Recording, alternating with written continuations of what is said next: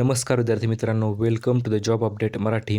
जिल्हा न्यायालय भरती 2023-24 शिपाई हमाल व लिपिक या पदासाठी आत्ताच तुम्हाला माहिती आहे की याद्या ज्या आहेत त्या लागलेल्या आहेत. आणि आता सप्लिमेंटरी यादी म्हणजे ज्या विद्यार्थी 1-2 मार्कावरून ज्यांचे सिलेक्शन राहिलेले आहे, लिस्टमध्ये नाव येण्यासाठी राहिलेले आहे, अशा विद्यार्थ्यांसाठी सप्लिमेंटरी यादी जी आहे ती लागणार का आणि लागली तर ती कधीपर्यंत लागू शकते, या सर्व गोष्टींविषयी माहिती जी आहे ती आपण आजच्या व्हिडिओच्या माध्यमातून जाणून घेणार आहोत. त्यामुळे चॅनल जर नवीन आलेला असाल तर चॅनल लगेच सबस्क्राईब करा, जेणेकरून पुढील येणाऱ्या महत्त्वपूर्ण अपडेट्स ज्या आहेत त्या तुम्हाला भेटत राहतील. चला तर आता व्हिडिओला सुरुवात करूया.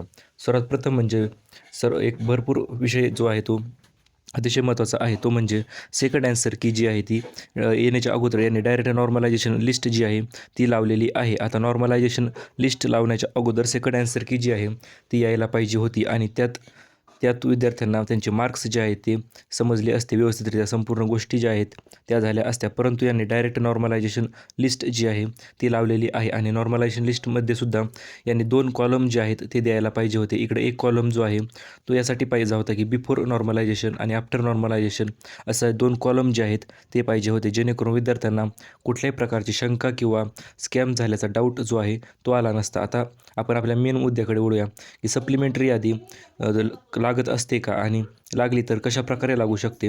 तर एक गोष्ट लक्षात घ्या, 2018 साली विद्यार्थ्यांची सप्लिमेंटरी यादी जी आहे ती लागलेली होती. आता ती कशामुळे लागली होती, तर भरपूर प्रमाणात विद्यार्थी जे आहेत ते गैरहजर राहिले होते स्वच्छता चाचणीसाठी आणि चापल्यता चाचणीसाठी. तसेच लिपिक पदाच्या याला देखील काही विद्यार्थी जे आहेत ते गैरहजर राहिले होते. त्यामुळे सप्लिमेंटरी यादी जी आहे ती लावलेली होती. आणि सप्लिमेंटरी यादीचा एक महत्त्वाचा मुद्दा, महत्त्वपूर्ण विषय काय होतो, तर सप्लिमेंटरी यादीमुळे भरपूर विद्यार्थ्यांना, म्हणजे जे विद्यार्थी काही पॉईंटवरून गेले आहेत, पॉईंट 2, पॉईंट 3 किंवा 1-2 मार्कांनी जरी गेले असतील तरी त्यांना प्रतीक्षा यादी जाण्यासाठीचा संधी मिळत असते आणि पुढील येणाऱ्या भरती त्यांचे सिलेक्शन जे आहे ते होत असते. त्यामुळे सप्लिमेंटरी यादी लावायलाच पाहिजे होती. आता भरपूर विद्यार्थ्यांनी कमेंट्स केलेल्या आहेत की सर, सेकंड रिस्पॉन्स शीट दिल्यानंतर नॉर्मलायझेशन करावे लागते आणि यांनी डायरेक्ट पहिल्याच रिस्पॉन्स शीटवरून नॉर्मलायझेशन केलेले दिसते.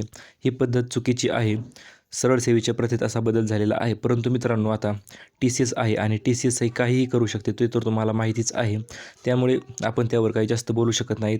आता इथं एका विद्यार्थ्यांनी कमेंट केलेली आहे, मुंबई दिवाणी मला 20.67 मार्क होते, कट ऑफ 21चा लागला. म्हणजे तुम्ही पाहू शकता मित्रांनो, फक्त 1 मार्कावरूनच याचे सिलेक्शन जे आहे ते राहिलेले आहे. म्हणजे अशा विद्यार्थ्यांना संधी जी आहे ती भेटायलाच पाहिजे. यांची देखील कमेंट आलेली होती की सर 21 मार्क होते आणि आता नॉर्मलायझेशन झाल्याच्यानंतर 20 दाखवत आहे. म्हणजे नॉर्मलायझेशनमध्ये तोटा देखील भरपूर विद्यार्थ्यांचा झालेला आहे, जेणेकरून त्यांचे मार्क्स जे आहेत ते कमी झालेले आहेत.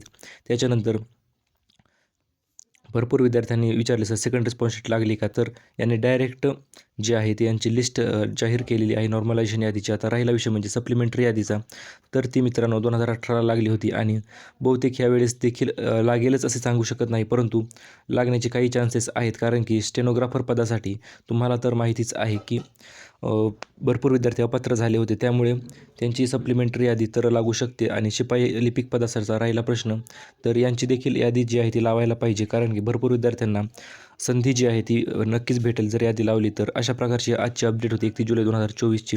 अशाच प्रकारच्या लेटेस्ट अपडेटसाठी subscribe to job update Marathi. Thank you for watching.